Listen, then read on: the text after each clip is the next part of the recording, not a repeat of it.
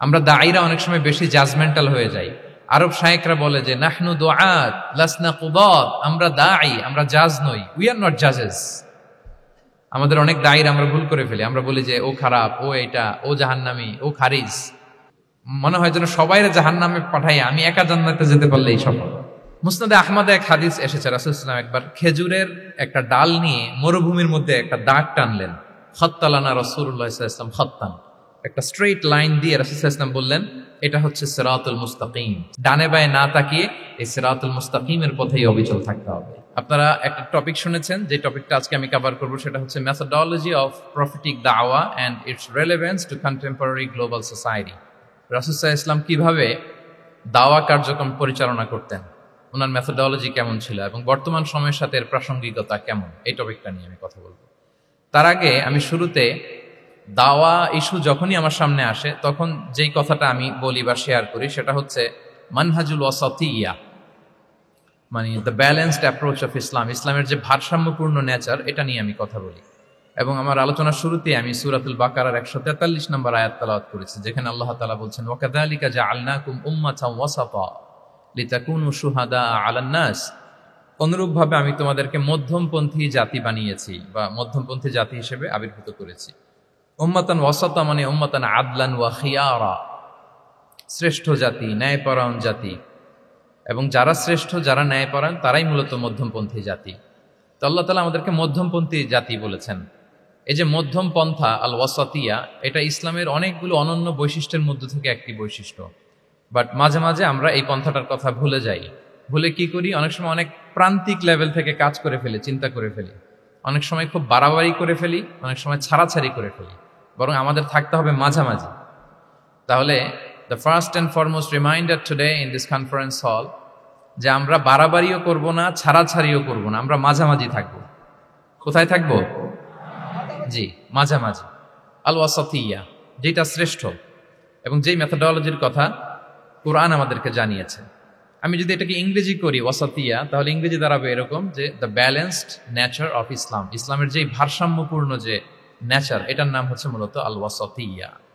আপনি যদি খেয়াল করে দেখেন যে কিভাবে আমরা অন্যান্য জাতিগোষ্ঠীর তুলনায় মধ্যমপন্থী জাতি, তাহলে দেখবেন যে আমরা যদি সাইয়েদনা ঈসা আলাইহিস সালামের ব্যাপারে কথা বলি, জেসাস ক্রাইস্টের ব্যাপারে, তাহলে দেখেন ওনার ব্যাপারে ইহুদি নাসারারা কেউ বাড়াবাড়ি করেছে, কেউ ছাড়াছাড়ি করেছে, আমরা একেবারে মিডল ওয়েতে আছি।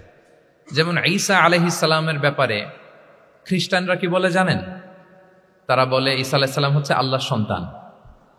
নাউযুবিল্লাহি মিন যালিক। Jesus Christ is the son of God, গডের সন্তান। তাহলে দেখেন কতটা বাড়াবাড়ি করলো, ঈসা আলাইহিস সালামকে উঠাতে উঠাতে খোদার আসনে নিয়ে বসালো। বাড়াবাড়ি হয়ে গেল না এটা? তাহলে একদল খুব বাড়াবাড়ি করলো। এবার যদি ইহুদিদের কথা চিন্তা করি, ইহুদিরা কি বলে? ইহুদিরা একেবারে উল্টো।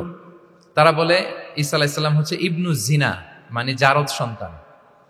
নাউযুবিল্লাহ। দেখেন তাদের প্রত্যেকের আকীদা শোনা মাত্রই আপনাদেরকে বলা লাগতেছে না যে নাউযুবিল্লাহ বলেন, আপনারা স্বতঃস্ফূর্ত ভাবেই বলতেছেন নাউযুবিল্লাহ। তার মানে একদল বাড়াবাড়ি করলো, একদল ছাড়াছাড়ি। একদল বলল তিনি আল্লাহর সন্তান বলে একেবারে আল্লাহর উপরে উঠাই ফেলছে, আরেক দল নামাতে নামাতে একেবারে পদদলিত করলো, বলল তিনি হচ্ছেন বাস্টার্ড, মানে ইবনু জিনা, জারদ সন্তান। নাউযুবিল্লাহি মিন যালিক। একদল নিয়ে গেল একেবারে উপরে, আরেক দল একেবারে নিচে।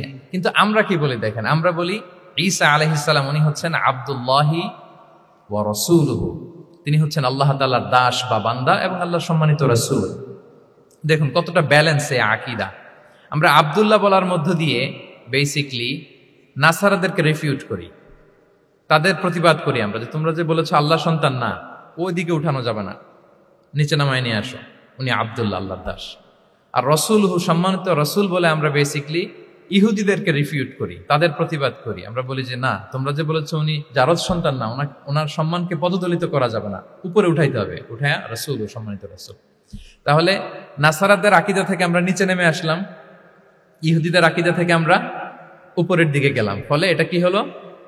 ব্যালেন্স হলো, ভারসাম্যপূর্ণ হলো, মধ্যম পন্থা হলো।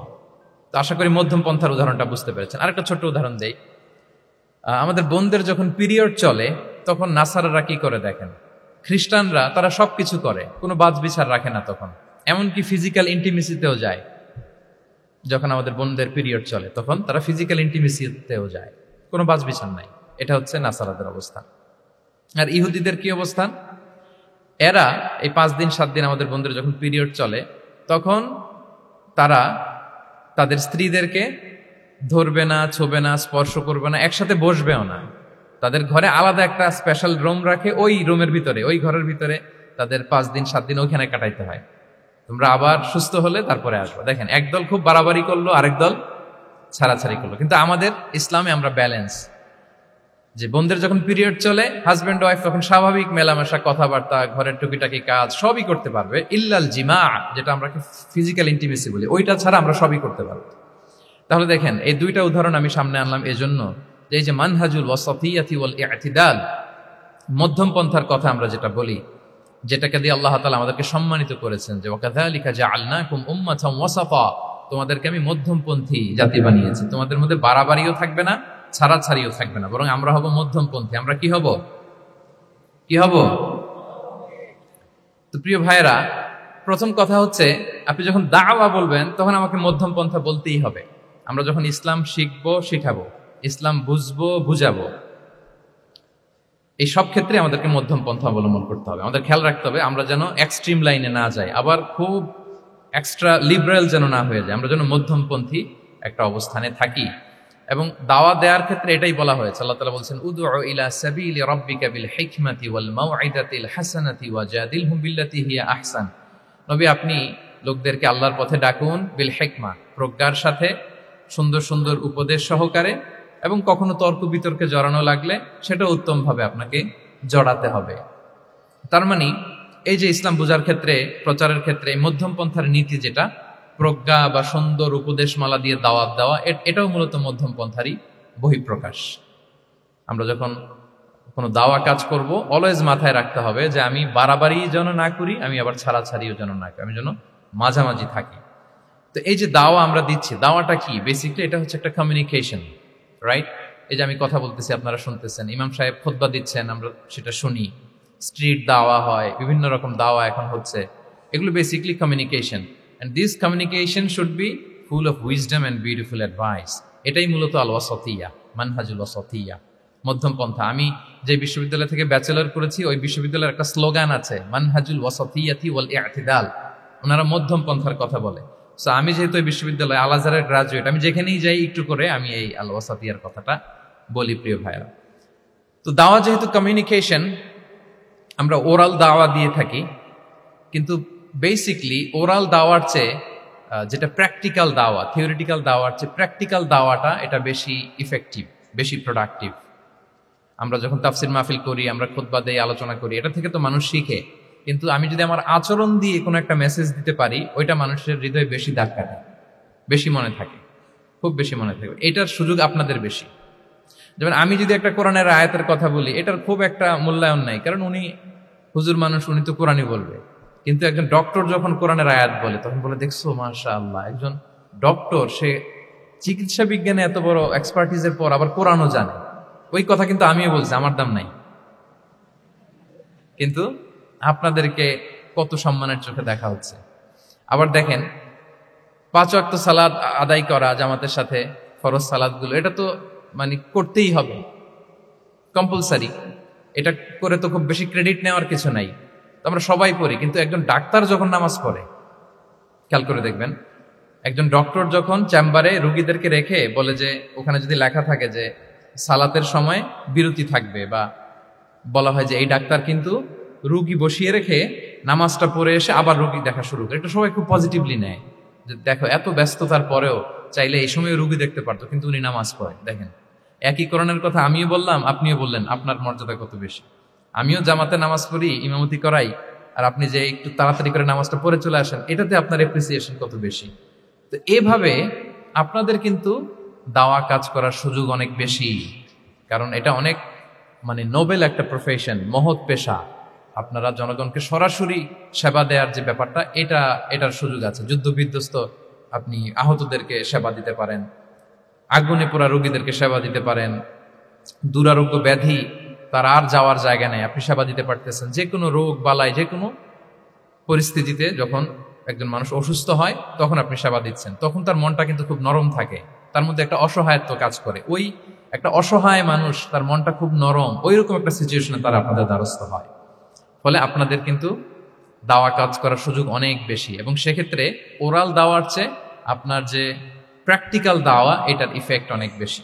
মানে আপনার চলনে বলনে, আপনার কথনে কথায়, আপনার ব্যক্তিত্বে, পার্সোনালিটিতে, এটার মাধ্যমে যে দাওয়া ফুটে ওঠে ওইটা বেশি ইফেক্টিভ। নিজের আচরণ দিয়ে যে মেসেজটা দেওয়া যায় এটা সবচেয়ে ইফেক্টিভ। আপনার লেনদেন, আপনার ডিলিংস কেমন, আপনি মানুষ হিসেবে কেমন, এটা সবচেয়ে পাওয়ারফুল দাওয়া।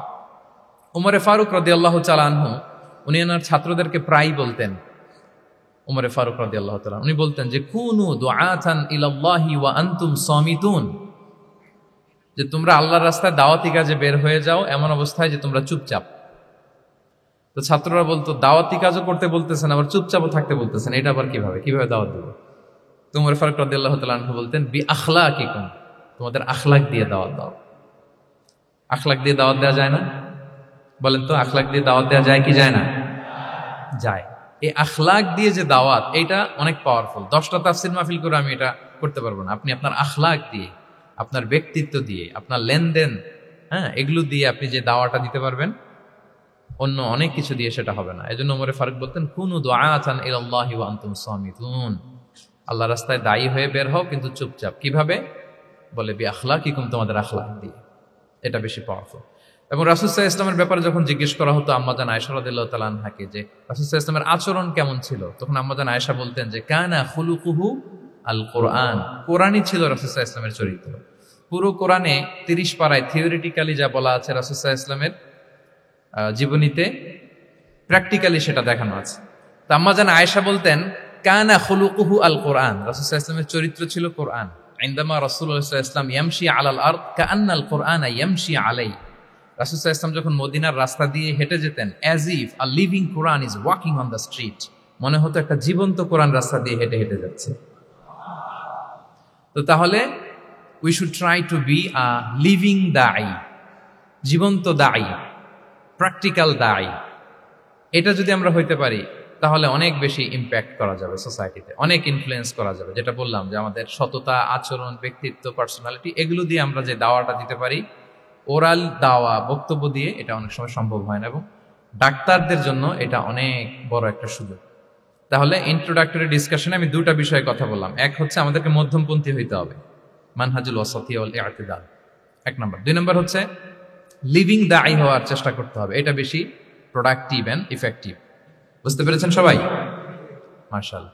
এবার চলুন যে রাসূল সাল্লাল্লাহু আলাইহি ওয়াসাল্লামের যে প্রফেটিক দাওয়া মেথোডোলজি, কিভাবে উনি দাওয়া কাজের আঞ্জাম দিতেন, সেখান থেকে আমাদের নেয়ার আধুনিক সময়ের এর প্রাসঙ্গিকতা কি আছে, আমি 10টা পয়েন্টে আজকের এই সেমিনারে কিছু কথা উপস্থাপনের চেষ্টা করব। ওমা তাওফীক ইল্লা বিল্লাহ। 1 নম্বর কথা হচ্ছে, আমরা যে দাওয়া দিব, এই দাওয়া language should be very soft and mild and very touchy. দাওয়া ল্যাঙ্গুয়েজ হইতে হবে ভেরি সফট। সব সময় ইফ ইউ টক অ্যাবাউট দাওয়া, this language should be very soft and mild and touchy. দাওয়ার কথা বললে হয়তো আপনি পলিটিক্স করেন, ওইটা আলাদা কথা। আপনি জেহাদের ময়দানে, ওইটা আলাদা কথা। আমি জেহাদ পলিটিক্স নিয়ে কথা বলতেছি না, আই এম টকিং অ্যাবাউট দাওয়া। যদি আপনি দাওয়া সেমিনারের কথা বলেন, যদি মেডিকেল দাওয়া সোসাইটি নাম দেন, দাওয়া বললে আমাকে বলতে হবে দাওয়ার language should be very soft and mild. আমরা এটা অনেক সময় ভুল করে ফেলি, এটা করা যাবে না। কারণ আপনি হৃদয় থেকে যদি কোনো কথা বলেন, এটা শ্রোতার হৃদয়ে যে টাচ করে। আল্লাহর হাবিব সাল্লাল্লাহু আলাইহি ওয়াসাল্লামের কথাগুলো নিয়ে এত আলোচনা, বিশ্লেষণ, কথাগুলো এত অ্যাপিলিং কেন, এত আবেদনময় কেন? এর কারণ হচ্ছে রাসূল সাল্লাল্লাহু আলাইহি ওয়াসাল্লাম যা বলেছেন তিনি হৃদয় থেকে বলেছেন। হৃদয় থেকে কথা বেরোলে এটা শ্রোতার হৃদয়ে যে টাচ করে। একটা ছোট্ট আয়াত আমি তেলাওয়াত করি, সূরা তাহা। আল্লাহ তাআলা বলছেন ফাকুলা লাহু কাওলান লাইয়িনা লাআল্লাহু ইয়াতাযাক্কারু আও ইয়াখশা। আল্লাহ তাআলা মূসা আলাইহিস সালাম এবং হারুন আলাইহিস সালাম, ওনাদের দুইজনকে বলছেন যে তোমরা 2 ভাই মিলে যাও, ফেরাউনের কাছে যে দাওয়াত দাও এবং কোমল ভাষায় দাওয়াত দাও। কি ভাষায়? কোমল ভাষায় দাওয়াত দাও। কাওলান লাইয়িনা, use very soft and mild language, very touchy language. Soft এবং কোমল ভাষায় দাওয়াত দাও কাকে? পৃথিবীর সবচেয়ে বড় সন্ত্রাস, তাই না? দুর্ধর্ষ সন্ত্রাস, খোদাদ্রোহী, তারপর সীমালঙ্ঘনকারী। আপনি যত নেগেটিভ যা বলবেন সব যাবে ওর সাথে। ফিরআউন। লাআল্লাহু ইয়াতাযাক্কারু আও ইয়াখশা, হয়তো সে উপদেশ গ্রহণ করবে অথবা তার হৃদয়ে ভয়ের উদ্রেক হতে পারে। হয়তো তোমরা soft and mild language use করবা, মুসা এবং হারুন, কোমল ভাষায় যে তোমরা দাওয়াত দিবা। আচ্ছা, কার ব্যাপারে আল্লাহ বললেন, কাকে দাওয়াত দিতে বললেন? সবাই বলেন তো নামটা। ফিরআউন। আচ্ছা, ফিরআউনের ক্ষেত্রে আল্লাহ তাআলা বললেন যে soft and mild language use করো, নরম ভাষা। আমাকে উত্তর দেন, আমাদের কারেন্ট সময় আমরা যাদেরকে জালিম বলি, যাদেরকে খারাপ বলি, ফাসিক বলি, পাপাচারী, ধরেন যে আমার মতে বা আপনাদের মতে যে সবচেয়ে খারাপ, পাপাচারী, জালিম, ওই জালিমটা কি ফিরআউনের চেয়ে বড় জালিম? আমাদের চোখে যে জাহান্নামী, যে নিকৃষ্ট খারাপ পাপী যাকে আমি মনে করি, যদিও এরকম মনে করার সুযোগ আমাদের নাই, কে জান্নাতি কে জাহান্নামী এটা ডিসাইড করবে কে? আল্লাহ তাআলা। কিন্তু আমাদের চোখে যে পাপী, যে ভুল করেছে, যে জালিম, ওই জালিমগুলো, খারাপ লোকগুলো কি ফিরআউনের চেয়ে বেশি খারাপ ছিল? ছিল? ওই ফিরআউনের ক্ষেত্রে আল্লাহ বলেছেন ফাকুল লাহু কাওলান লাইয়িনা, সফট ল্যাঙ্গুয়েজ ইউজ করো মুসা এবং হারুন, কোমল ভাষা ব্যবহার করো, হয়তো তার ভুল ভেঙে যাবে, হয়তো সে উপদেশ গ্রহণ করবে। তো তাহলে দেখেন কত বড় ভুল আমরা করি। আমরা মাঝে মাঝে এমন অ্যাটাকিং মোডে কথা বলি, এমন আগ্রাসী হয়ে কথা বলি, ওর মানার এক সুযোগ থাকলেও ও মানবে না। কি বলেন? যাও মানার একটু ইচ্ছা ছিল, আমার এই অ্যাটিটিউডের কারণে সে আর এটা শুনবে না। এটাই মানুষের স্বভাব। আপনি আগ্রাসী হয়ে অ্যাটাকিং হয়ে কথা বলে মানুষ এটা শোনে না। তাহলে দাওয়ার প্রফিটিক 1 নম্বর মেথোডোলজি হচ্ছে দাওয়ার ল্যাঙ্গুয়েজ হইতে হবে very soft and very mild. আল্লাহ তাআলা সূরাতু আলে ইমরানে বলছেন ফাবিমা রাহমাতিন মিনাল্লাহি লিনতা লাহুম ওয়ালাউ কুনতা ফাদ্দান গালিযাল কলবি লানফাদ্দু মিন হাওলিক। নবী হে, আল্লাহর অনুগ্রহে, আল্লাহর রহমতে আপনি কোমল ভাষী হয়েছেন। আপনি কোমল ভাষী না হয়ে যদি রূঢ় ভাষী হতেন তাহলে মানুষজন আপনার কাছ থেকে ভেগে ভেগে পালাতো। কিন্তু আমরা দেখতাম যে সাহাবারা রাসূল সাল্লাল্লাহু আলাইহি ওয়াসাল্লামের কাছে শুধু জড়ো হইতে চেত, দেখা করতে চেত, রাসূলকে ঘিরে রাখতো, এত পছন্দ করতো রাসূল সাল্লাল্লাহু আলাইহি ওয়াসাল্লামের কোমল আচরণের কারণে। ইভেন ফ্যামিলিতে কোনো সমস্যা হলে, অনেক সাহাবারা বলতেন ফ্যামিলির সাথে সমস্যা হলেও তারা রাসূলের কাছে চলে আসতো। এমনকি কারো পেটে ক্ষুধা লাগলেও তারা রাসূলের দরবারে চলে আসতো। তারা বলতো রাসূল সাল্লাল্লাহু আলাইহি ওয়াসাল্লামের চেহারার দিকে তাকালেই আমাদের ক্ষুধা মিটে যেত। কি কোমল ভাষী ছিলেন, কত সুন্দর সফট ল্যাঙ্গুয়েজ রাসূল সাল্লাল্লাহু আলাইহি ওয়াসাল্লাম ইউজ করেছেন। হ্যাঁ, রাসূল সাল্লাল্লাহু আলাইহি ওয়াসাল্লাম কখনো যে কঠোর ভাষায় কথা বলতেন না তা না, মাঝে মাঝে বলতেন, কিন্তু বেশিরভাগ ওনার দাওয়া ছিল সফট অ্যান্ড মাইল্ড। মাঝে মাঝে প্রেক্ষাপটের আলোকে রাসূল সাল্লাল্লাহু আলাইহি ওয়াসাল্লাম অনেক সময় তেজস্বী জ্বালাময়ী ভাষণ দিতেন, মনে হতো ব্যাটালিয়নকে কমান্ড করছেন। এটা মাঝে মাঝে চেহারা লাল হয়ে যেত, গড়গড় করতেন যুদ্ধের আগে। কিন্তু রেগুলার বেসিসে রাসূল সাল্লাল্লাহু আলাইহি ওয়াসাল্লাম খুব কোমল ভাষায় কথা বলতেন। তাহলে 1 নম্বরে যেটা জানলাম, যদি আপনি দাওয়া মেন্টালিটি, দাওয়া মোডে থাকতে চান, আপনার ভাষা হতে হবে শক্ত না নরম? সফট হইতে হবে, কোমল। কারোর প্রতি আগ্রাসী হয়ে যেন আমরা কথা না বলি, অ্যাটাকিং মোডে যেন না বলি, বললেও শুনবে না। এটাই মানুষের নেচার, সফট ল্যাঙ্গুয়েজে বলতে হয়। ফেরাউনকে যদি বলা হয় ওর সাথে ভালোভাবে বলো, তো আমাদের আশেপাশে যারা আছে এরা তো আরো এদেরকে সম্মান দিয়ে নরম করে বলা উচিত। কি বলেন? জি, 1 নম্বর গেল। 2 নম্বর হচ্ছে দাওয়াকে ফলপ্রসূ করতে হলে রাসূল সাল্লাল্লাহু আলাইহি ওয়াসাল্লাম যেটা করতেন, শ্রোতাদের অনেক সময় মনোযোগ আকর্ষণের জন্য উনি অনেক ধরনের টুলস, অনেক ধরনের জিনিস তিনি ব্যবহার করতেন। যেমন একটা পদ্ধতি রাসূল সাল্লাল্লাহু আলাইহি ওয়াসাল্লামের ছিল, রাসূল সাল্লাল্লাহু আলাইহি ওয়াসাল্লাম মানুষের আকর্ষণ বৃদ্ধির জন্য মাঝে মাঝে প্রশ্ন ছুড়ে দিতেন অডিয়েন্সকে। Drawing attention of the listener by throwing questions. Question throw করার মাধ্যমে অ্যাটেনশন গ্রো করতেন। হাদিসে এরকম অনেক উদাহরণ পাওয়া যায়। একটা ছোট্ট হাদিস শেয়ার করি, সহিহ মুসলিমে এসেছে। রাসূল সাল্লাল্লাহু আলাইহি ওয়াসাল্লাম একবার সাহাবাদেরকে বললেন, ইন্না মিনাশ শাজারি শাজারাতান লা ইয়াসকুতু ওয়ারাকুহা মাসালুহা মাসালুল মুসলিম। রাসূল সাল্লাল্লাহু আলাইহি ওয়াসাল্লাম জিজ্ঞেস করলেন, তোমরা কি কেউ বলতে পারবা বৃক্ষরাজির মধ্যে একটা বৃক্ষ আছে, গাছের মধ্যে একটা গাছ আছে যেই গাছের কখনো পাতা ঝরে না, ওই গাছের পাতা কখনো ঝরে না। এর দৃষ্টান্ত হচ্ছে মুসলিমের দৃষ্টান্তের মতো। বলতো ফাহাদ্দিসুনি মা হিয়া, বলতো ওই গাছটা কি? কে বলতে পারো? আপনারা তো সব একেবারে পেরে গেছেন। তো সাহাবারা ওই দিন কেউ বলতে পারেন নাই। কারণ কি জানেন? একে তো আমরা জানি হাদিস স্টাডি করার কারণে। হাদিস স্টাডি না করলে তো আমরা বলতে পারতাম না, আমাদের দেশে তো খেজুর গাছ অত হয় না। তো ওনারা কেউ বলতে পারে না। এর কারণ হচ্ছে তারা ভাবছিল প্রশ্ন যেহেতু করছে, এটা যেন তেন প্রশ্ন, এটা কঠিন কোনো গাছের একটা নাম বলতে হবে। তো বাড়ির পাশে যে খেজুর গাছ, মদিনার অলিতে গলিতে যে খেজুর গাছ ভর্তি, এই দিকে আর ওনাদের অ্যাটেনশন যায় না। ওনারা চলে গেছে মরুভূমিতে, ইয়ামানে, তারপর একেবারে ডেজার্টের মাঝখানে কি কি ক্যাকটাস, গুলমলতা, কি কি গাছ আছে ওগুলো আওড়াচ্ছে মনে মনে। ভাবতেছে যে খেজুর গাছের কথা তো রাসূল সাল্লাল্লাহু আলাইহি ওয়াসাল্লাম আমাদের জিজ্ঞেস করার কথা না, এ তো আমাদের গাছ, বাড়ির পাশের গাছ। তো কেউই আর বলতে পারে নাই। এরপর রাসূল সাল্লাল্লাহু আলাইহি ওয়াসাল্লাম যখন দেখলেন সবাই অপারগ, রাসূল সাল্লাল্লাহু আলাইহি ওয়াসাল্লাম বললেন, ইন্নাহা আন-নাখলা, এটা হচ্ছে খেজুর গাছ, ডেট প্লান্ট। তো আব্দুল্লাহ ইবনে উমর রাদিয়াল্লাহু তাআলা আনহু বাড়িতে যাওয়ার পরে ওমরে ফারুককে তার বাবাকে বললেন যে, বাবা, আজকে তো রাসূল সাল্লাল্লাহু আলাইহি ওয়াসাল্লাম প্রশ্ন ছুড়ে দিলেন, আপনারা যে কেউ পারলেন না, উত্তরটা কিন্তু আমি পারতাম।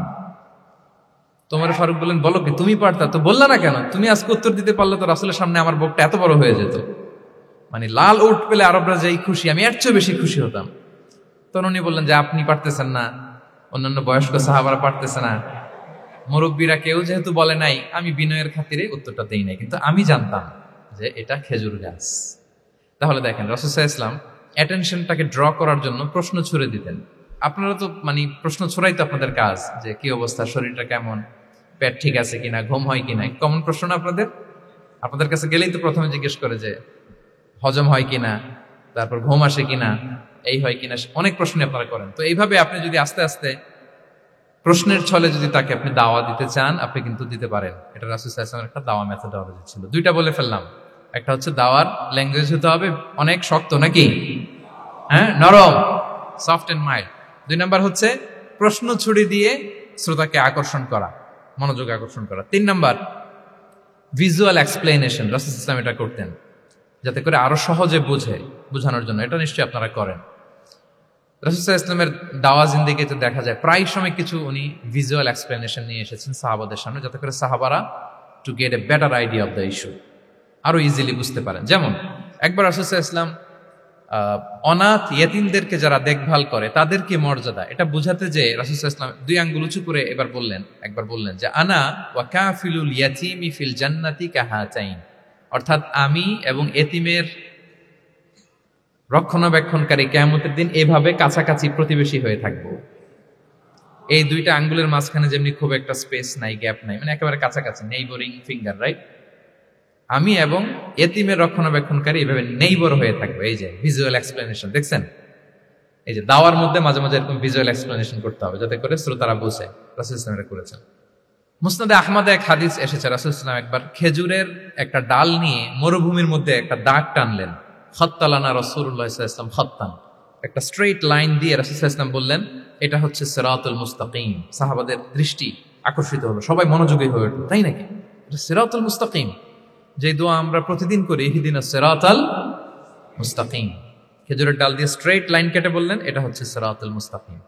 এবার ওই খেজুরের ডাল দিয়ে ডানে বায়ে অনেকগুলো ছোট ছোট দাগ কাটলেন আর বললেন, হ্যাঁ দিহি সুবুলুশ শায়তান, এগুলো হচ্ছে শয়তানের রাস্তা, এটা হচ্ছে মুস্তাকিম, সোজা রাস্তা যেটা জান্নাতে যায়। আর ডানে বায়ে অনেকগুলো দাগ কাটলেন, ডেকে বললেন, এই প্রতিটি রাস্তায় একটা করে শয়তান বসে থাকে, আর সে তোমাদেরকে টেম্পটেশন দিতে থাকে, প্রভোকেশন করতে থাকে, ধোঁকা দিতে থাকে, ওয়াসওয়াসা দিতে থাকে। ডানে বায়ে না তাকিয়ে এই সিরাতুল মুস্তাকিমের পথেই অবিচল থাকতে হবে। তাহলে দেখেন, মরুভূমির মাঝখানে, তখন তো আর ওই যে এলইডি প্রজেক্টর থাকলে হয়তো রাসূল সাল্লাল্লাহু আলাইহি ওয়াসাল্লাম ওইটাই ব্যবহার করতেন, আমরা এটা এখন করতে পারি বোঝানোর জন্য। রাসূল সাল্লাল্লাহু আলাইহি ওয়াসাল্লাম খেজুরের ডাল দিয়ে মরুভূমির মধ্যে দাগ কেটে সাহাবীদেরকে এই ভিজুয়াল এক্সপ্লেনেশন দিলেন, এবং সাহাবারা খুব সহজে বুঝতে পারলেন যে কোনটা সিরাতুল মুস্তাকিম, কোনটা সিরাতুশ শাইতান। এভাবে রাসূল সাল্লাল্লাহু আলাইহি ওয়াসাল্লাম ভিজুয়াল এক্সপ্লেনেশন ইউজ করতেন। আমরা বিশ্বাসীরা যে ভাই ভাই, মুমিনরা যে ভাই ভাই, আমাদের সম্পর্ক যে কত সুদৃঢ় মজবুত, এটা বোঝাতে যে একবার রাসূল সাল্লাল্লাহু আলাইহি ওয়াসাল্লাম বললেন, আল মুমিনু লিল মুমিনি কাল বুনিয়ান, বিশ্বাসীরা তাদের সম্পর্ক হচ্ছে কাল বুনিয়ান, একটা সুদৃঢ় প্রাচীরের মতো, সীসা ঢালা প্রাচীরের মতো। ইয়াশুদ্দু বা'দুহু বা'দা, যেটার এক পাশ আরেক পাশকে মজবুত করে। Strengthening one part the others, এক পার্ট আরেক পার্টকে মজবুত করে। যেমন এই বিল্ডিং, এদিকে ভেঙে ফেললে এটা নড়বড়ে হয়ে যাবে। তিনি বুঝালেন যে সুদৃঢ় প্রাচীরের মতো হচ্ছে বিশ্বাসীদের সম্পর্ক। এটা বলে ওয়াসাব্বাকা বাইনা আসাবিহি, মানে ডান হাতের আঙ্গুলগুলো বা হাতের ভেতরে ভেবে ঢুকিয়ে দিলেন, বললেন যে এরকম মজবুত। সুবহানাল্লাহ। এই যে এই হাতের আঙ্গুলগুলো এই হাতে ঢুকিয়ে এরকম চাপ দিলে খুব শক্ত হয় না, মজবুত হয় না? রাসূল সাল্লাল্লাহু আলাইহি ওয়াসাল্লাম বললেন, আমাদের বন্ধন হচ্ছে এরকম সুদৃঢ় মজবুত, সুদৃঢ় সীসা ঢালা প্রাচীরের মতো। আল্লাহু আকবার। তাহলে এই যে ভিজুয়াল এক্সপ্লেনেশন, রাসূল সাল্লাল্লাহু আলাইহি ওয়াসাল্লাম বুঝানোর জন্য এই যে এরকম দাগ কাটা, কখনো এইভাবে, হাদিসে এরকম অনেক পাওয়া যায়। আমি অল্প কয়েকটা, সময়ের টাইম কনস্ট্রেন্টের কারণে অল্প কয়েকটা নিয়ে আসলাম। তাহলে এটা রাসূল সাল্লাল্লাহু আলাইহি ওয়াসাল্লামের একটা দাওয়া মেথোডলজি ছিল, বোঝানোর জন্য কত ইজিয়েস্ট ওয়েতে তিনি অডিয়েন্সের কাছে পৌঁছাতে পারেন, তিনি প্রয়োজনে ভিজুয়াল এক্সপ্লেনেশনের সহায়তা নিতেন। কয়টা গেল মেথোডলজি? 3টা। 4 নাম্বার হচ্ছে গ্রাজুয়ালিটি, ধীরে ধীরে ধাপে ধাপে দাওয়া পরিচালনা করা, দাওয়া কাজ করা। এটাতে অনেক সময় আমরা ভুল করে ফেলি। আমরা অনেক সময় একটু রাশিং মেন্টালিটিতে থাকি, তাড়াহুড়ো। একজন ভাই নতুন দিনে ফিরছে, আগে হয়তো সংশয়বাদী ছিল, নাস্তিক ছিল, প্র্যাকটিস করতো না, এখন সে প্র্যাকটিসের ইচ্ছা করছে। এই সুযোগ পেয়ে আমি তারে বলা শুরু করলাম, নামাজ পড়তে হবে, রোজা রাখতে হবে, জাকাত দিতে হবে, তোমার ওয়াইফের পর্দা করাইতে হবে, হালাল হারাম ও কয়েক ছাড়ছে, আমার সম্ভব না। ও বলবে ভাই আগে যাচ্ছিলাম ওইটাই ভালো ছিল, এতগুলো তো আমি মানতে পারবো না। তো এই যে আপনি তাকে দিন থেকে ভাগালেন, আপনার দাওয়া মেথোডলজি জানা না থাকার কারণে আপনি তাকে ভাগালেন। একসাথে আপনি এত কথা বলবেন না। নতুন যখন কেউ দিনে ফিরে তাকে আপনি একসাথে এত কথা বলবেন না। নতুন যখন কোনো বোন ইসলামে আসতে চায় তাকে আপনি কঠিন করে বলবেন না। উপরে আমাদের বোনরা আছে, তাদেরকেও আমি বলবো সহজ করে বলেন।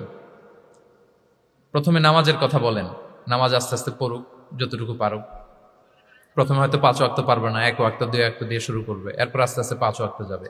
এরপর তাকে একটু শালীন পোশাকের কথা বলেন, যে তুমি একটু শালীন পোশাক পরো, সেফটি সিকিউরিটির জন্য ভালো।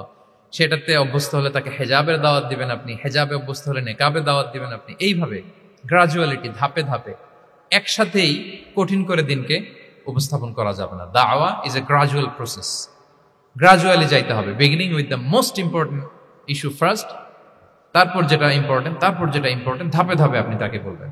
আপনারা নিশ্চয়ই সবাই মদ হারাম হওয়ার যে স্টেপগুলো আছে জানেন না? কয়বারে হারাম হয়েছে? 3 বারে। ওয়াসআলুনাকা আনিল খামরি ওয়াল মাইসির কুল ফীহিমা ইসমুন কাবীরু ওয়া মানাফিউ লিন-নাস ওয়া ইসমুহুমা আকবারু মিন নাফিহিমা। প্রথমে বললেন মদে কিছু উপকার আছে, কিন্তু এটার গুনাহ বেশি, ক্ষতি বেশি, কিন্তু সামান্য উপকার আছে।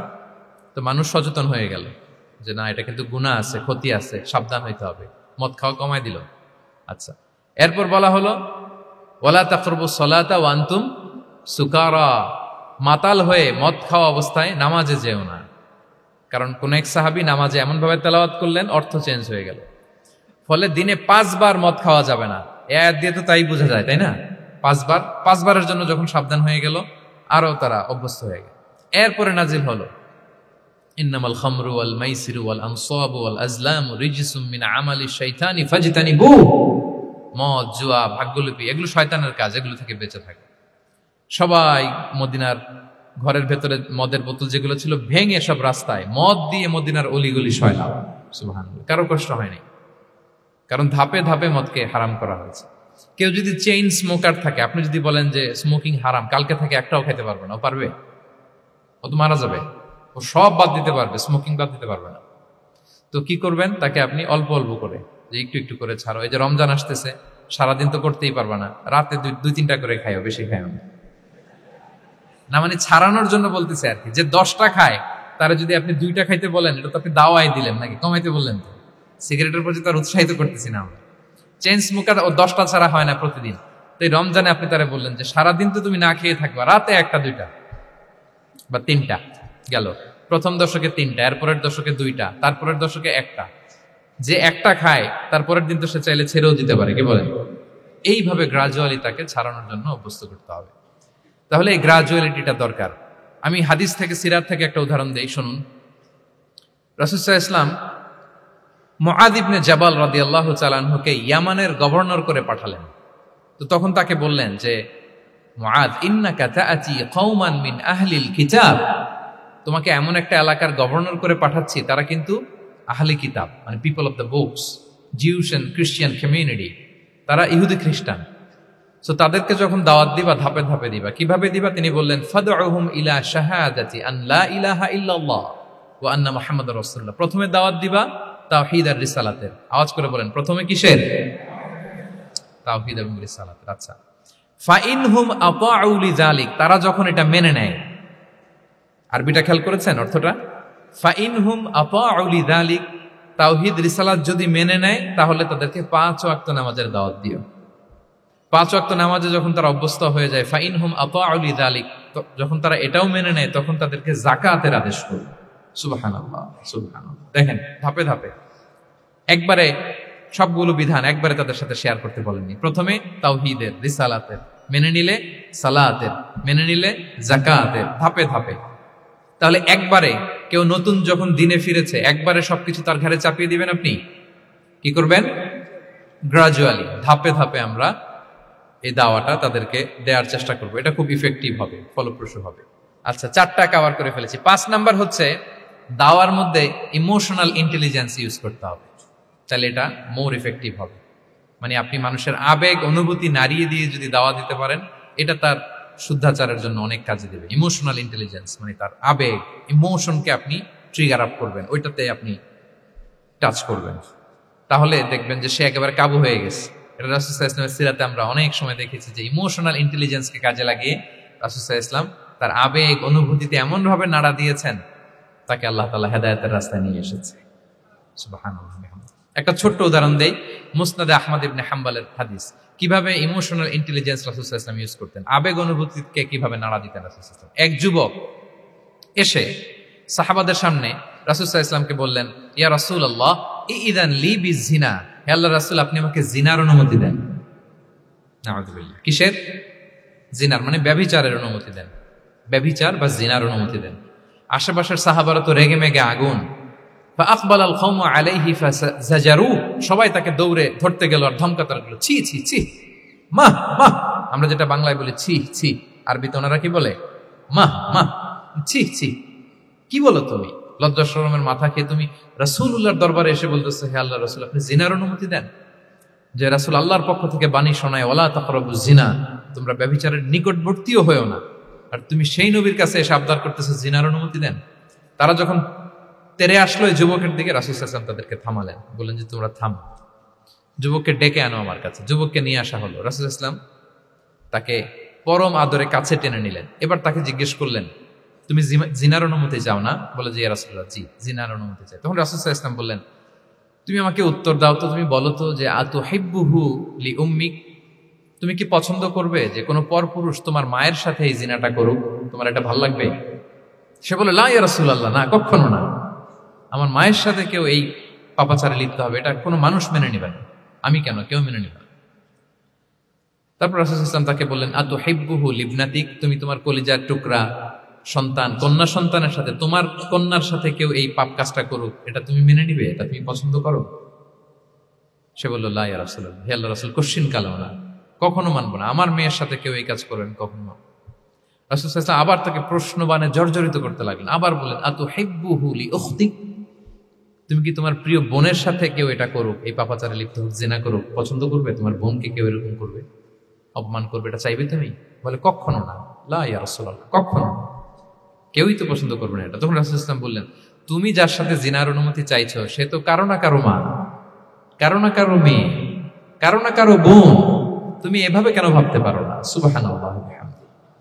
এই কথা বলার পরে তো সে একেবারে ইমোশনালি এমন ড্যামেজ হয়েছে, লজ্জায় কাচুমাচু হয়ে মাথা নিচু করে দাঁড়ায়। তখন রাসূল ইসলাম তার পিঠে একটা আলতো চাপড় মারলেন, পরম মমতায় আলতো চাপড় দিয়ে তার জন্য দোয়া করলেন, আল্লাহুম্মা গফির যামবাহ ওয়া তাহহির কলবাহ ওয়া হাসসিন ফারজাহ, আল্লাহ তুমি এই যুবকের পাপ মোচন করো, আল্লাহ তুমি তার অন্তরটাকে পরিশুদ্ধ করো, আল্লাহ তুমি তার চরিত্রটাকে নিষ্কলুষ করো। এই হাদিসের রাবি উনি বলতেছেন, ফালাম ইয়াকুন বা'দা যালিকাল ফাতা ইয়ালতাফিতু ইলা শাই, ওই দিনের পর থেকে এই যুবক কখনো কোনো পরনারীর দিকে রাস্তায় তাকায় নাই।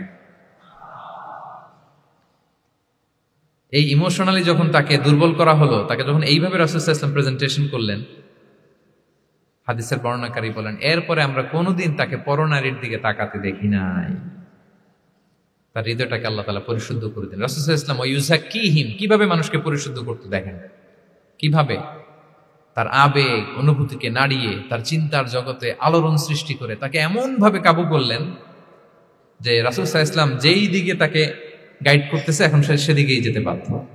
সো এইটা আমাদেরকে করতে হবে, ইমোশনাল ইন্টেলিজেন্স কাজে লাগিয়ে মানুষের আবেগ অনুভূতিতে নাড়া দিয়ে যদি আপনি তাকে কোনো কথা, কোনো বার্তা, কোনো নাসিহাত করেন, তখন সেটা সে শোনে।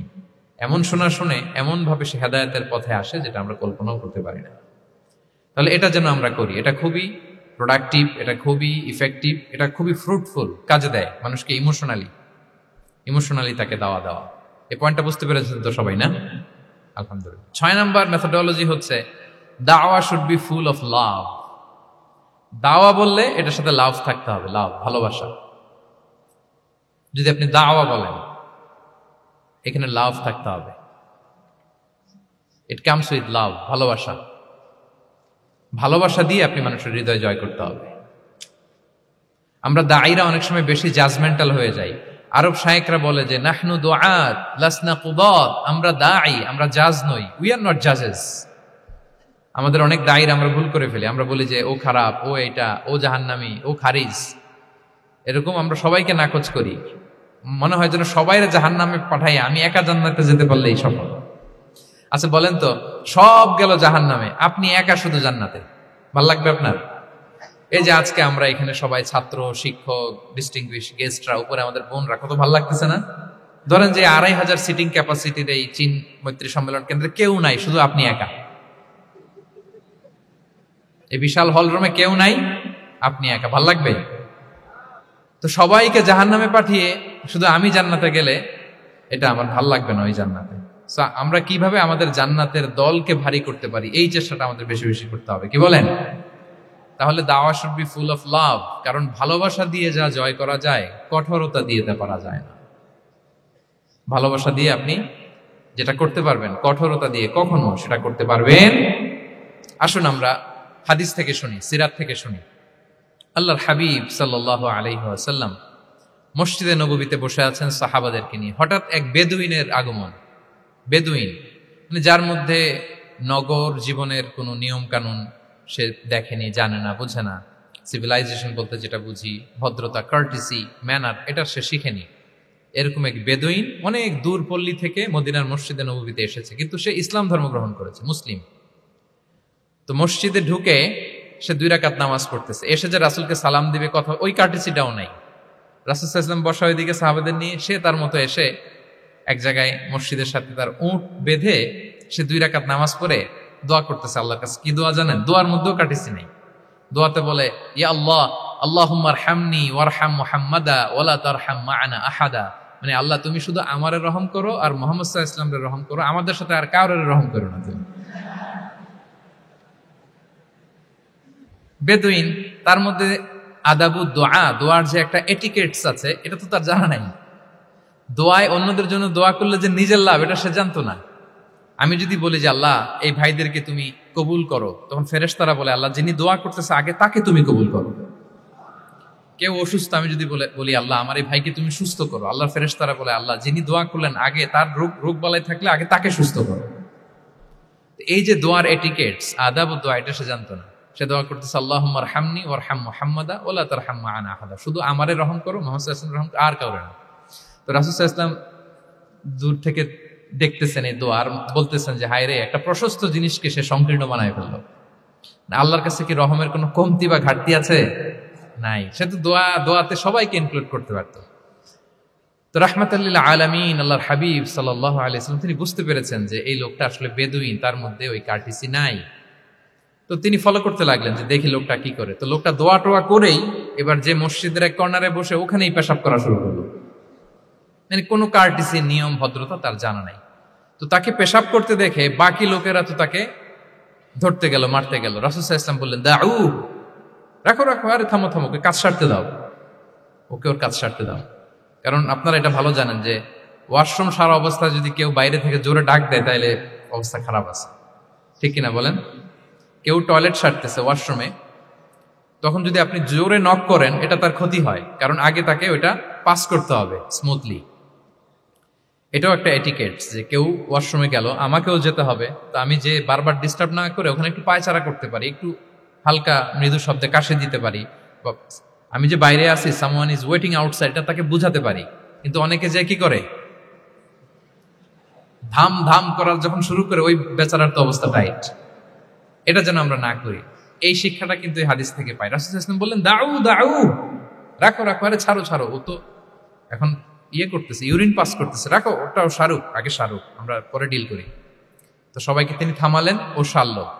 এবার রাসূল সাল্লাল্লাহু আলাইহি ওয়াসাল্লাম বললেন, এবার তোমরা যে ওয়াহারিকু আলা বাউলিহি সাজলান মিন মা, যেহেতু মসজিদে নববীর ফ্লোর ছিল বালুর ফ্লোর, শুকিয়ে যাবে, বললেন যে ওর পেশাব করা জায়গার উপর 1 বালতি পানি ঢেলে দাও। সাহাবারা দিল।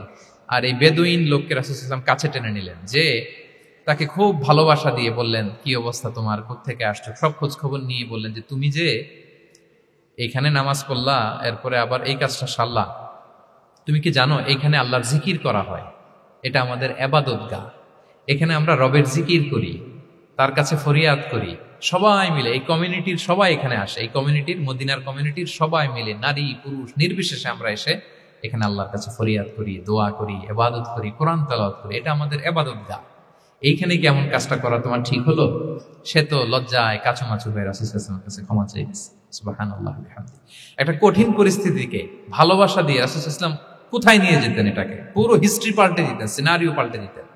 সাহাবারা অবাক হলো, তারাও শিখলো যে না, এরকম করা যাবে না। তখন তাকে এইভাবে ডিল করলেন। আর সাহাবারা যারা রাগারাগি করেছিল, সাহাবীদেরকে রাসূল সাল্লাল্লাহু আলাইহি ওয়াসাল্লাম বললেন, ফাইন্নামা বুইসতুম মুয়াসসিরিন ওয়া লাম তুবআসু মুআসসিরিন। মনে রেখো, তোমরা সহজপন্থী হয়ে প্রেরিত হয়েছে, তোমরা কঠিন কট্টরপন্থী হয়ে, জটিলপন্থী হয়ে প্রেরিত হও নাই। তোমরা কোনো কাজকে জটিল ভাবে সমাধানের দিকে যেও না, সহজ করে সলভ করবা। সুবহানাল্লাহ, সুবহানাল্লাহ। তাহলে দেখেন, ভালোবাসা দিয়ে রাসূল সাল্লাল্লাহু আলাইহি ওয়াসাল্লাম ওই বেদুইনকে যেভাবে আদব শিক্ষা দিলেন, তার হৃদয় জয় করলেন, কঠোরতা দিয়ে পারা যেত? বলেন তো, পারা যেত? পারা যেত না।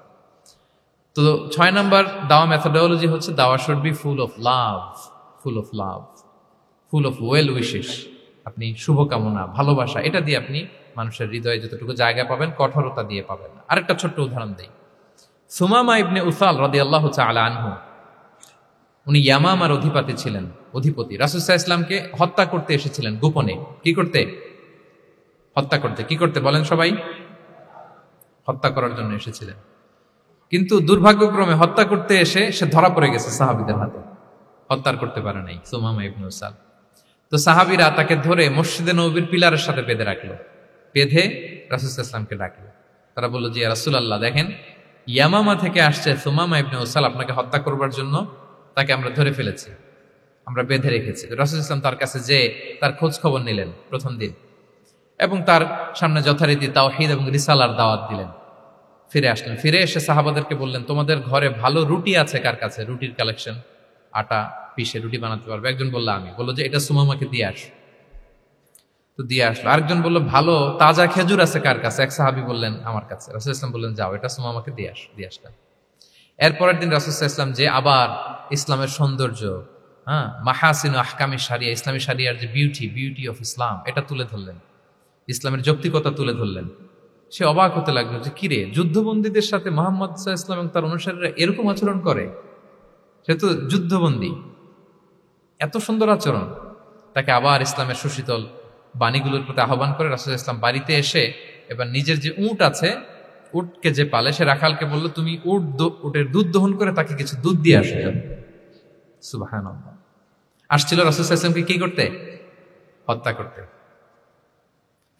তো তাকে ওটের গরম দুধ দিয়ে আসা হলো, সে পেট ভরে খেলো। তৃতীয় দিন এবার রাসূল সাল্লাল্লাহু আলাইহি ওয়াসাল্লাম যে ইসলামের যে ভবিষ্যৎ, ইসলাম মানলে যে জান্নাতে থাকা যাবে, এগুলো সব বললেন, এবং তাকে আরো অনেক মেহমানদারি করলেন, আপ্যায়ন করলেন।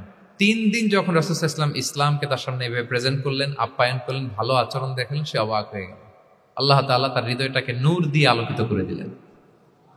3 দিন পর রাসূল সাল্লাল্লাহু আলাইহি ওয়াসাল্লাম সাহাবীদেরকে ডেকে বললেন, যাও সুমামা ইবনে উসালের হাত পা গুলো যে রশি দিয়ে বেঁধে রেখেছো ছেড়ে দাও, রশিগুলো খুলে দাও। সাহাবারা বলেন কি ইয়া রাসূলুল্লাহ, সে তো খুনি, সে সুযোগ পেলেই তো অ্যাসাসিনেট করতো, তার রশি, হাতের রশি খুলে দিত, আপনাকে মেরে ফেলবে। আল্লাহ রাসূল সাল্লাল্লাহু আলাইহি ওয়াসাল্লাম বললেন, না, আমি যা জানি তোমরা সেটা জানো না, যেটা বলেছি তাই করো। মসজিদে নববীর পিলারের সাথে তাকে যে বেঁধে রেখেছো, রশি খুলে দাও, হাত পা খুলে দাও। আল্লাহর হাবিব সাল্লাল্লাহু আলাইহি ওয়াসাল্লামের নির্দেশ মোতাবেক সাহাবারা ওনার হাত খুলে দিলেন, পা খুলে দিলেন। সুমামা ইবনে উসাল কারোর সাথে কথা না বলে, তার বাড়ি তো ইয়ামামা, সেখানেও ফিরে গেলেন না, অন্য কোনো শহরেও গেলেন না। তিনি মদিনা থেকে অনতি দূরে একটা খেজুরের বাগান আছে, ওখানে কুয়া আছে, উনি যে ওই কুয়ার পানি দিয়ে গোসল করলেন। গোসল করে পবিত্র হয়ে মসজিদে নববীতে রাসূল সাল্লাল্লাহু আলাইহি ওয়াসাল্লামের কাছে ফিরে আসলেন, আর এসেই ঘোষণা দিলেন, আশহাদু আল্লা ইলাহা ইল্লাল্লাহ ওয়া আশহাদু আন্না মুহাম্মাদার রাসূলুল্লাহ। সুবহানাল্লাহ, সুবহানাল্লাহ। তিনি বললেন যে আমি সাক্ষ্য দিচ্ছি আল্লাহ ছাড়া কোনো ইলাহ নেই, আরো সাক্ষ্য দিচ্ছি যে মুহাম্মদ আপনি আল্লাহর প্রেরিত বান্দা এবং রাসূল। এবার তিনি বললেন, মুহাম্মদ, আপনার চেহারার চাইতে অপছন্দের চেহারা পৃথিবীতে আর দ্বিতীয়টা আমার কাছে ছিল না, কিন্তু আজকের পর থেকে আপনার চেয়ে প্রিয় চেহারা, আপনার চেহারার চেয়ে প্রিয় কোনো চেহারা আমার কাছে আর নাই। ইসলামের চেয়ে অপছন্দনীয় ধর্ম আমার কাছে আর ছিল না, কিন্তু আজ থেকে ইসলামের চেয়ে পছন্দনীয় কোনো ধর্ম আমার কাছে নাই। মদিনার চেয়ে অপছন্দের শহর আমার কাছে ছিল না, তো আজ থেকে মদিনার চেয়ে কোনো প্রিয় শহর আমার কাছে নাই। সুবহানাল্লাহ। উনি গমের বড় ডিলার ছিলেন, গম ব্যবসা করতেন। উনার থেকে গম নিয়ে মক্কায় মুশরিকরা চলতো। তিনি ঘোষণা দিলেন, আজকে থেকে আমার এলাকার কোনো গম মক্কায় যাবে না। এবার মক্কাবাসী পড়ছে বিপদে, গম ছাড়া তো তারা খেতেও পারবে না। তারা আল্লাহর হাবিব সাল্লাল্লাহু আলাইহি ওয়াসাল্লামের কাছে চিঠি লিখে পাঠালেন যে, মুহাম্মদ, তোমার এই যে নতুন অনুসারী, সে যদি গম না দেয় আমাদের তো অবস্থা খারাপ। তুমি দয়া করে এই গমের সাপ্লাই আবার যাতে সে চালু করে তুমি একটু বলে দাও। আল্লাহর হাবিব সাল্লাল্লাহু আলাইহি ওয়াসাল্লাম আবার সুমামা ইবনে উসালকে বলে দিলেন, আবার সে সাপ্লাই চালু করলো। সুবহানাল্লাহ বিহামদি। এবং তিনি প্রথম তালবিয়া পাঠ করে উমরা করেছিলেন। তাহলে দেখেন, আসলো খুনি হয়ে, আসলো কি হয়ে? খুনি হয়ে, আর ফিরে গেল নবী প্রেমিক হয়ে। সুবহানাল্লাহ। এটা কিভাবে সম্ভব হয়েছে? রাসূল সাল্লাল্লাহু আলাইহি ওয়াসাল্লামের উদারতা, ভালোবাসা। তাহলে আপনি যদি দাওয়ার কথা বলেন আমাকে, দাওয়া should be full of love. কারণ ভালোবাসা দিয়ে যা জয় করা যায়, কঠোরতা দিয়ে সেটা পারা যায়। 7 নাম্বার হচ্ছে, 7 নাম্বার, রাসূল সাল্লাল্লাহু আলাইহি ওয়াসাল্লাম যদি কাউকে কারেকশন করতে চাইতেন, কখনো তাকে অপমান করতেন না, অন্যের সামনে তার নাম নিতেন না, নাম না নিয়ে তাকে শুধরে দিতেন। এটা দাওয়ার আর একটা মেথডোলজি। কেউ কোনো ভুল কাজ করলে তার নাম ধরে অন্যের সামনে লজ্জিত করতেন না। আমরা কিন্তু অনেক সময় করি না, অন্যের সামনে মানুষকে কারেক্ট করি, এটা ঠিক না। The way he use to correct others, আপনি যদি সিরাতের দিকে তাকান, সুবহানাল্লাহ, কিভাবে উনি অন্যকে কারেকশন দিতেন, নাম উল্লেখ করতেন না। আমরা এটা অনেক ভুল করি। আমি এই জন্য খুব দুঃখিত এবং লজ্জিত। আমাদের দাওয়া অঙ্গনে আপনি ইউটিউব খুললে দেখবেন যে অনেক দায়ীরা, এক দায়ী আরেক দায়ীকে তুচ্ছ-তাচ্ছিল্য করছে, তার নাম নিয়ে তাকে ছোট করা, তাকে খারিজ করা, তাকে নাকচ করা, সে জাহান্নামী, সে কাফের, সব ইসলামের ঠিকাদারি উনি একা নিজে নিয়ে বসে আছে, আর বাকি যা আছে সব খারিজ। এইটা রাসূল সাল্লাল্লাহু আলাইহি ওয়াসাল্লামের দাওয়ার সাথে যায় না। বরং কেউ যদি কোনো ভুল কিছু বলে, ভুল করে, আপনি যদি মনে করেন যে না তার এটা ভুল, আমারটা সঠিক, তো আপনার নিয়ম হচ্ছে আপনি সঠিকটা প্রচার করা। তাহলে কেউ যদি ভুল করে থাকে তারও টনক নড়বে, বাকিরাও সঠিকটা জেনে যাবে। এটা হচ্ছে রাসূল সাল্লাল্লাহু আলাইহি ওয়াসাল্লামের দাওয়া মেথডোলজি। তিনি কখনো কারো নাম ধরে অন্যের সামনে, মানুষের সামনে তাকে লজ্জা দিতেন না, তাকে কারেক্ট করতে যেতেন না। এটা ছিল রাসূল সাল্লাল্লাহু আলাইহি ওয়াসাল্লামের বৈশিষ্ট্য। আসুন আমরা সিরাত থেকে দেখি, হাদিস থেকে দেখি।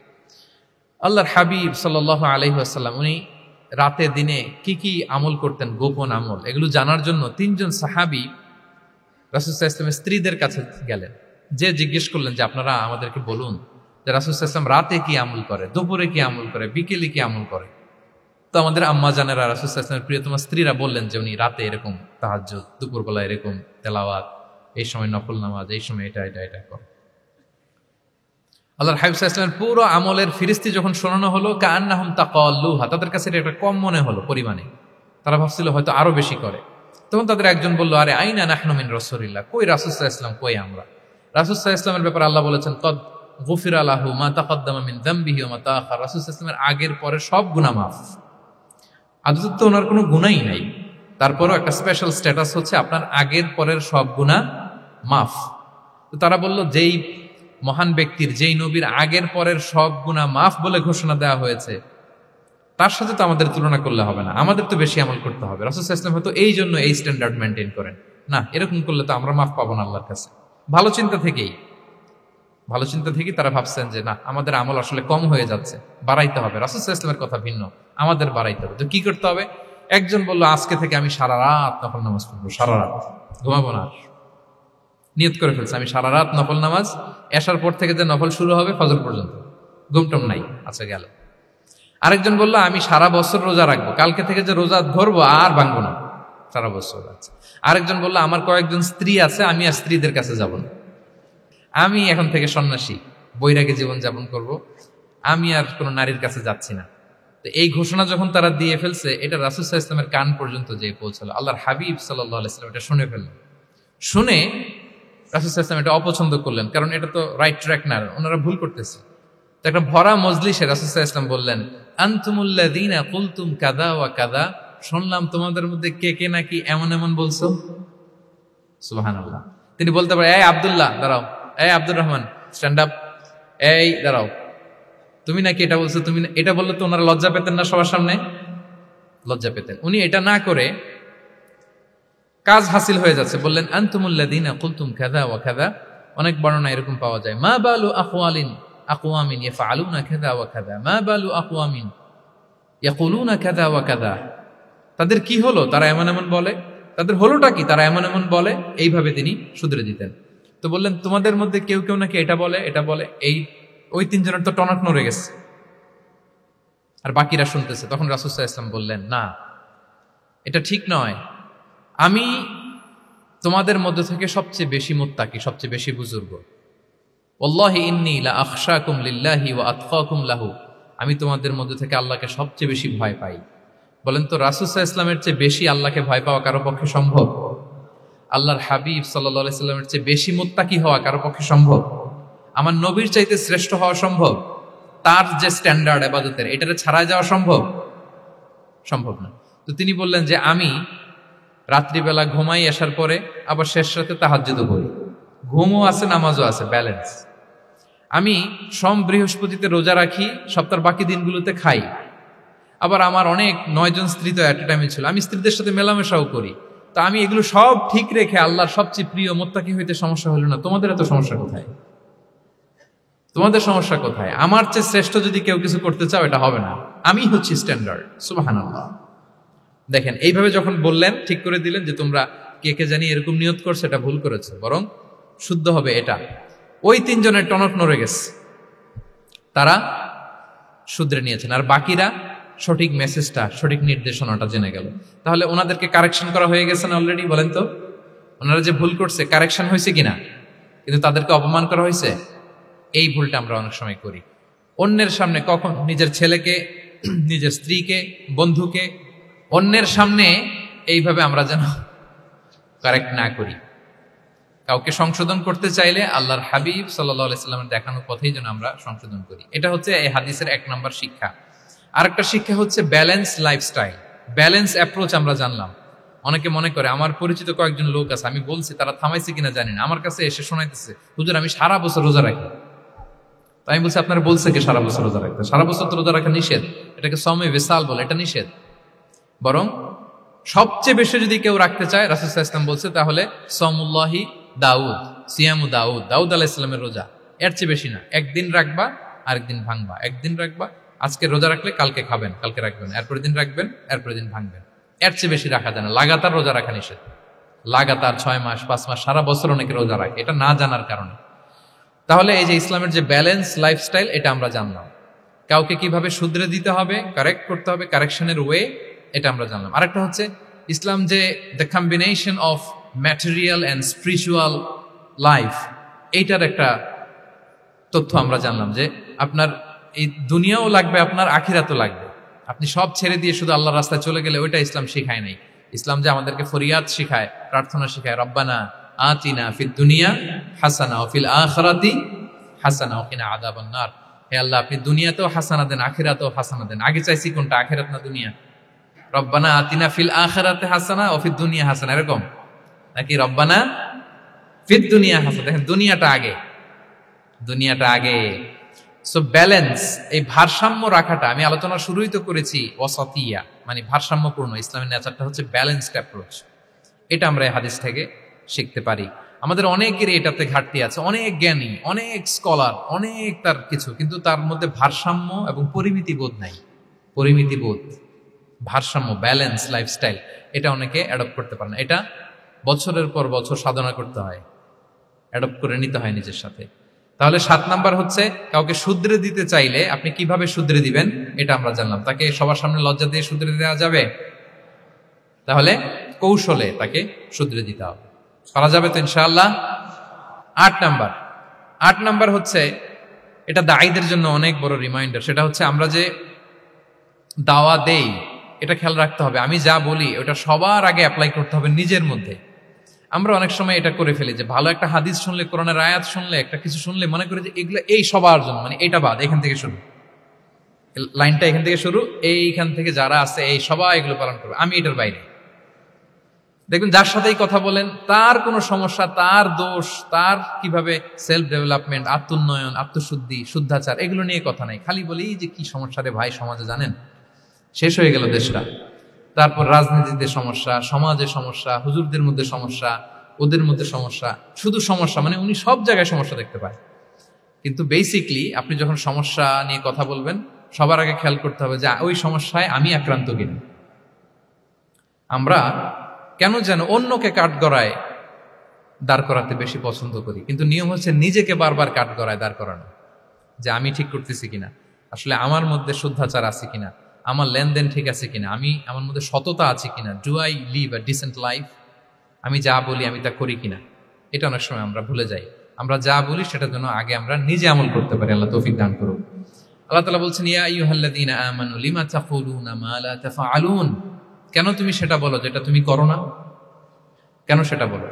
সো আমরা যদি দাওয়া কাজ করতে চাই, আমি যে দাওয়াটা দিব বা নাসিহাত দিব বা বার্তাটা রাখবো, সবার আগে যেন এটা নিজের দিকে, ওই তীর যেন নিজের দিকে থাকে, যে না এটা আগে তোমার জন্য, আগে তুমি পালন করো, পাশাপাশি এটা সবার জন্য, এটা যেন আমরা করি। আল্লাহর হাবিব সাল্লাল্লাহু আলাইহি ওয়াসাল্লামের জীবনে যদি আমরা দেখি তাহলে দেখবো উনি যা বলতেন ওটা নিজে আগে বেশি করতেন। আল্লাহু আকবার। উনি ইবাদতের কথা বলতেন, আল্লাহর সামনে নিজেকে সঁপে দেওয়ার কথা বলতেন।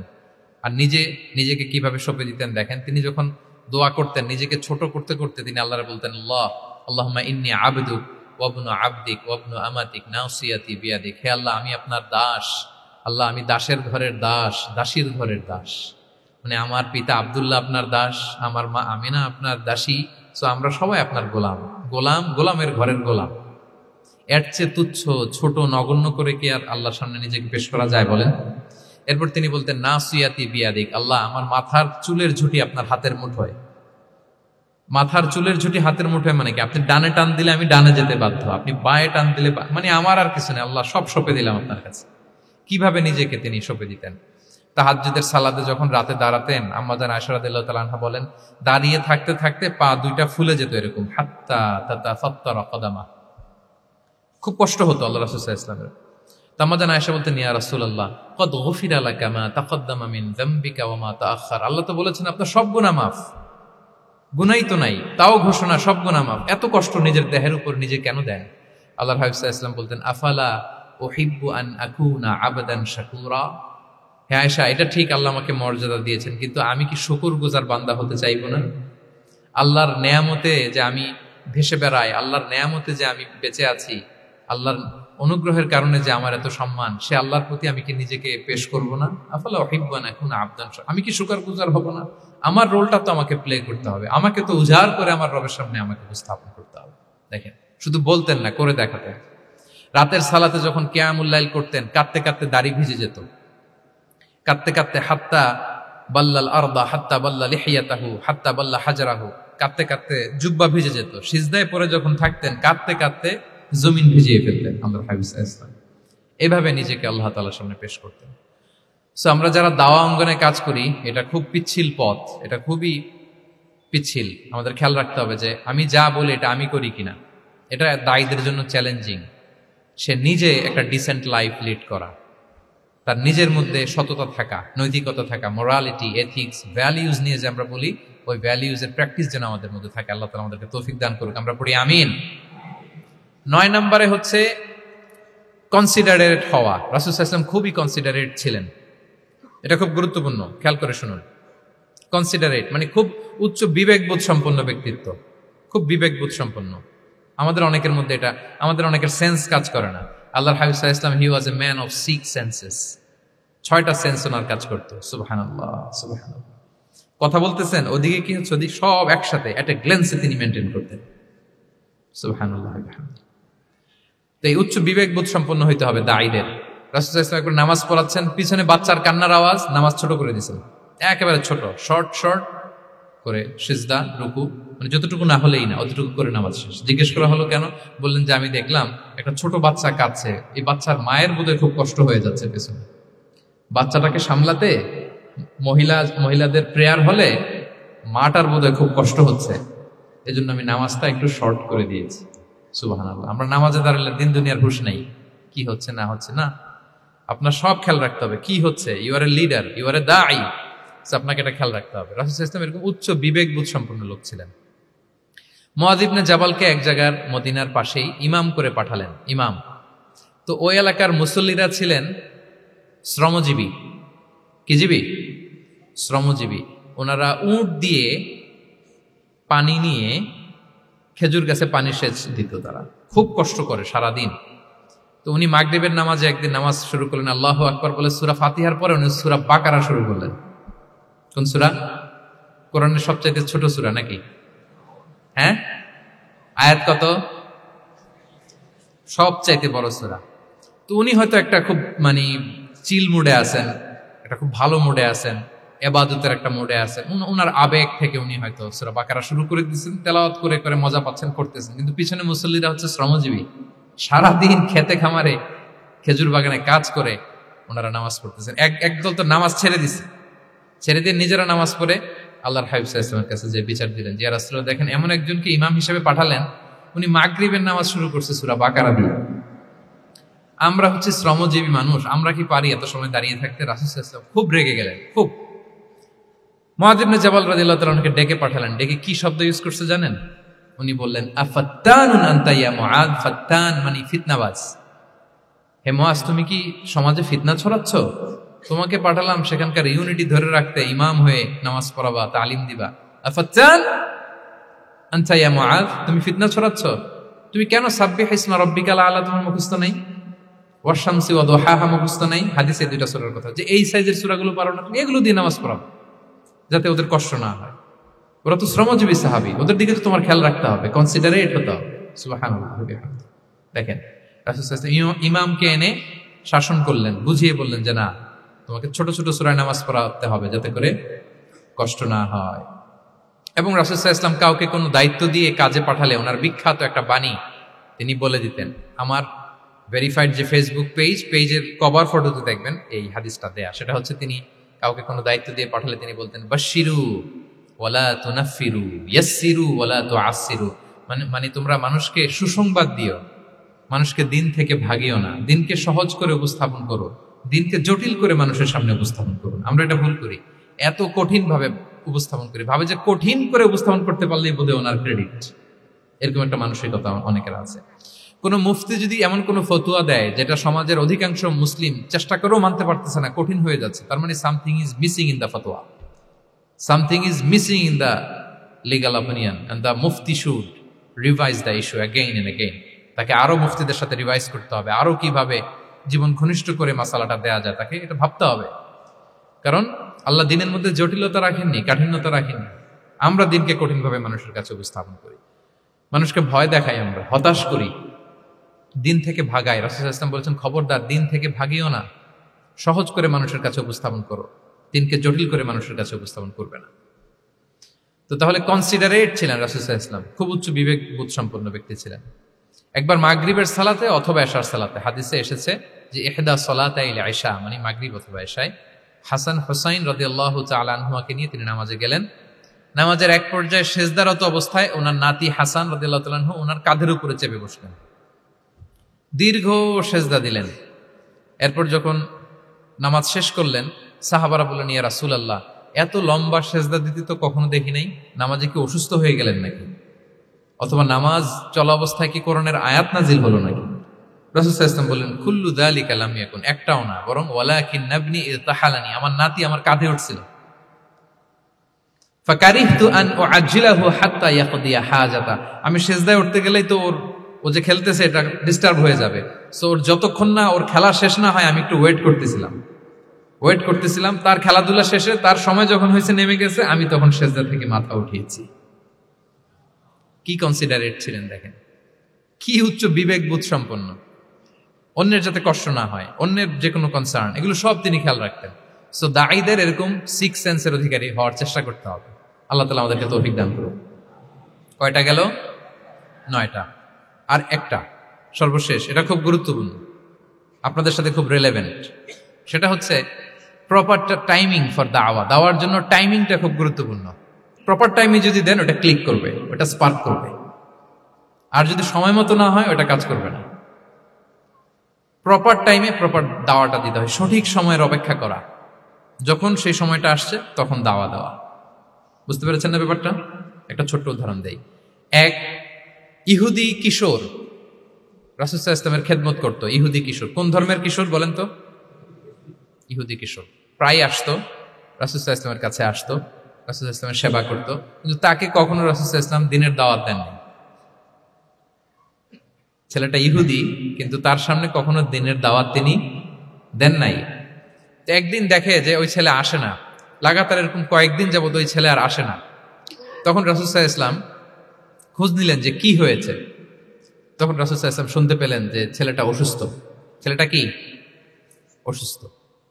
আল্লাহর হাবিব সাল্লাল্লাহু আলাইহি ওয়াসাল্লাম তার বাসায় গেলেন, যে দেখলেন যে ইহুদি ছেলেটা বিছানায় পড়ে কাতরাচ্ছে, পাশে ছেলেটার বাবা। রাসূল সাল্লাল্লাহু আলাইহি ওয়াসাল্লাম তার মাথায় হাত বুলিয়ে দিলেন, তার খোঁজ খবর নিলেন। এবার রাসূল সাল্লাল্লাহু আলাইহি ওয়াসাল্লাম বললেন আসলিম, মানে ইসলাম ধর্ম গ্রহণ করো। ফানাযারা ইলা ওয়াজহি আবি, ইহুদি ছেলেটা তার বাবার চেহারার দিকে তাকালো, দেখে আব্বা কি বলে। বাবা যেহেতু দাঁড়ায় আছে, ফানাযারা ইলা ওয়াজহি আবি, বাবার চেহারার দিকে মুমূর্ষু ছেলেটা বাবার চেহারার দিকে তাকালো। তো বাবা বলল আতি আবুল কাসিম, মানে আবুল কাসিম যা বলে তাই শোনো। রাসূল সাল্লাল্লাহু আলাইহি ওয়াসাল্লামের বড় ছেলের নাম ছিল কাসিম, ফলে ওনাকে আবুল কাসিম বলে মদিনাতে ডাকা হতো। আমাদেরও তো বড় ছেলে বা বড় মেয়ের নাম ধরে ডাকে না? ধরেন যে আপনার বড় ছেলের নাম আব্দুল্লাহ, তো আপনারা বলে আব্দুল্লাহর বাবা। রাসূল সাল্লাল্লাহু আলাইহি ওয়াসাল্লামকে মদিনায় বলা হতো কাসিমের বাবা। তো ছেলেটা যখন বাবার চেহারার দিকে তাকালো, বাবা বলল আতি আবুল কাসিম, তুমি আবুল কাসিমের অনুসরণ করো, যা বলে তাই শোনো। ছেলেটা তখন পড়তে আরম্ভ করলো আশহাদু আল্লা ইলাহা ইল্লাল্লাহ ওয়া আশহাদু আন্না মুহাম্মাদুর রাসূলুল্লাহ, মানে মুসলিম হয়ে গেল।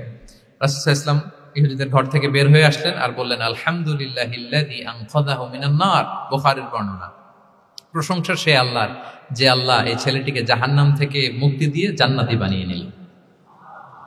দেখেন রাসূল সাল্লাল্লাহু আলাইহি ওয়াসাল্লাম একটা প্রপার টাইমিং এর অপেক্ষা করতেছিলেন। এতদিন রাসূল সাল্লাল্লাহু আলাইহি ওয়াসাল্লামের ঘরে যে ইহুদি কিশোর খেদমত করে, কাজ করে দিয়ে আসে, একদিনও দাওয়াত দেয় না। রাসূল সাল্লাল্লাহু আলাইহি ওয়াসাল্লাম একটা ভালো সময় খুঁজতেছিলেন। শুরুতেই যদি দাওয়াত দেয়, ওই ছেলে আশাই বন্ধ করবে, ভাববে খাইছে, আমার তো ধর্মান্তরিত করতে চায়। ঠিক কিনা বলেন? যে আমার একটা ফেইথ আছে, সে তো আমার ফেইথ কেড়ে নিতে চায়, বা তার বাবাও ভয় পাবে। রাসূল সাল্লাল্লাহু আলাইহি ওয়াসাল্লাম যখন অনেকদিন তার সাথে মিশলেন, রাসূল সাল্লাল্লাহু আলাইহি ওয়াসাল্লামের ব্যক্তিত্ব, রাসূল সাল্লাল্লাহু আলাইহি ওয়াসাল্লামের কথা বার্তা, আচরণ, মানসিকতা সব দেখে যখন এই ইহুদি ছেলে, তার বাবা ইমপ্রেসড, এবং ছেলেটা শুয়ে আছে বিছানায় মুমূর্ষ, এই প্রপার একটা টাইমিং এর অপেক্ষায় রাসূল সাল্লাল্লাহু আলাইহি ওয়াসাল্লাম ছিলেন। যখনই সেই সময়টা এসেছে, রাসূল সাল্লাল্লাহু আলাইহি ওয়াসাল্লাম দাওয়াত দিলেন, মুহূর্তের মধ্যে ক্লিক। আল্লাহু আকবার। এই প্রপার টাইমিং এর অপেক্ষা আমাদেরকে করতে হবে। এই সুযোগটা কিন্তু আপনাদের আছে। আমি শুরুতেই বলেছি যে ডক্টর যারা, তাদের কাছে মানুষ কখন আসে? সুদিনকালে না দুর্দিনকালে? বলেন, তার বিপদ এর চেয়ে বড় বিপদ নাই। ক্যান্সার নিয়ে আসছে, ডায়াবেটিক্স নিয়ে আসছে, অসুস্থ, অসহায়, মানে ভাবখানা এমন, আপনি ছাড়া তার আর কোনো গতি নেই। ঠিক কিনা বলেন? এই প্রপার টাইমে যখন আপনি মনে করবেন যে now it's high time to give দাওয়া, জাস্ট ডু ইট। যখন মনে করবেন যে না, এখন একটা সুন্দর সময়, এখন বললে এটা কাজে দিবে, ওই সময়টাকে আপনি কাজে লাগান। তাহলে দাওয়া মেথোডোলজির সর্বশেষ পয়েন্ট হচ্ছে প্রপার টাইমিং ফর দাওয়া।